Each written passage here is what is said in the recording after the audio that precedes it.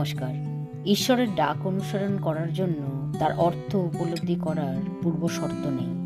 তার বাক্য এবং তার প্রতিশ্রুতি যথেষ্ট। সত্য শিক্ষা অনুসরণের জন্য তুমি অবশ্যই লোকেদের এইসব কাজ করতে বলবে। বৃদ্ধাদের বলো যেন তারা আসংযমী, গম্ভীর ও বিজ্ঞ হন।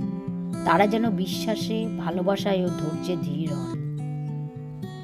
এইভাবে বৃদ্ধা মহিলাদের বলো তারা যেন আচরণে পবিত্র হন।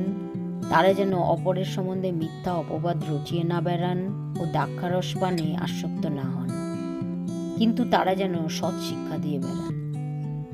এবং যুবতীদের শিক্ষা দেন যেন তারা তাদের স্বামীদের ও সন্তানদের ভালোবাসে। তারা যেন বিচক্ষণ, পরিশুদ্ধ, গৃহকার্যে নিষ্ঠাবতী, দয়াময়ী ও স্বামীর প্রতি অনুগত হয়। তারা যেন কেউ ঈশ্বরের বাক্যের নিন্দা করতে না পারে। এইভাবে আত্মসংযমী হওয়ার জন্য তরুণীদের অনুপ্রাণিত করো। সৎকর্মের দ্বারা প্রত্যেক বিষয়ে তাদের সামনে আদর্শ স্থাপন করো। শিক্ষাদানকালে তুমি সততা এবং আন্তরিকতা দেখাও। যখন কথা বলবে তখন সত্য বলো, যেন তুমি যা বলছো কেউ তার সমালোচনা করতে না পারে। এর ফলে তোমার বিপক্ষরা লজ্জায় পড়বে, কারণ তোমার সম্পর্কে যে খারাপ কিছুই বলতে পারবে না।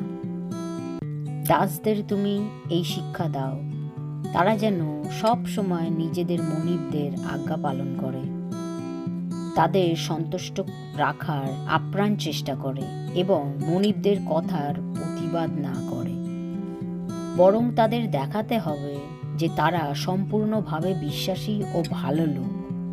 তারা যেন তাদের আচরণের মধ্যে দিয়ে মুক্তিদাতা ঈশ্বরের নীতি ও শিক্ষার মহিমা বৃদ্ধি করে। হালেলুয়া, জয় যিশু। ধন্যবাদ। প্রেমময় প্রভু এবং স্বর্গীয় পিতা, আমি যা কিছু করি এবং যা কিছুতে কষ্ট পাই সেই সব আপনার হওয়ার জন্যে উৎসর্গ করছি, এখন এবং চিরকালের জন্যে। এবং আমি বিশ্বাস করি আপনি আপনার অনুগ্রহে আমাকে পরিচালিত করবেন এবং আমার হৃদয়কে পবিত্র করবেন, আমার চিন্তা ভাবনাকে শুচিশুদ্ধ করবেন, আমার ইচ্ছাগুলো সংশোধন করবেন। হালেলুয়া। পবিত্র পিতা, শতকোটি আগাম ধন্যবাদ জানাই। জয় যিশুর জয় হোক। আমেন।